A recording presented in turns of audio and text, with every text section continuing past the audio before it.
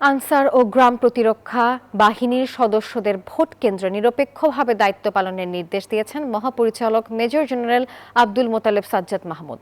রাজধানীর আর্মি স্টেডিয়ামে আনসার ও গ্রাম প্রতিরক্ষা বাহিনীর নির্বাচনী প্রস্তুতিমূলক সমাবেশে এমন নির্দেশনা দেন তিনি। বলেন, সন্ত্রাসীদের চাপ থাকলে ভয় পাওয়া যাবে না, সাহসিকতার সঙ্গে দায়িত্ব পালন করতে হবে। বিশৃঙ্খলা হলে কোনোভাবেই ভোট কেন্দ্র ছাড়া যাবে না।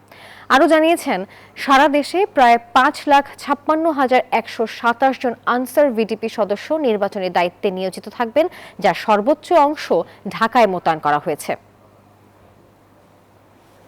ধৈর্যের সাথে সবাইকে শৃঙ্খলা নিশ্চিত করার দিকে মনোযোগী হতো এবং কোনোভাবে ভোট কেন্দ্র ছাড়া যাবে না।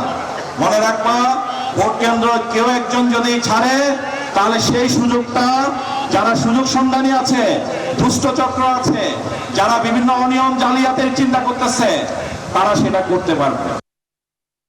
Bashundhara public school and college 2026 শিক্ষাবর্ষে ভর্তি চলছে।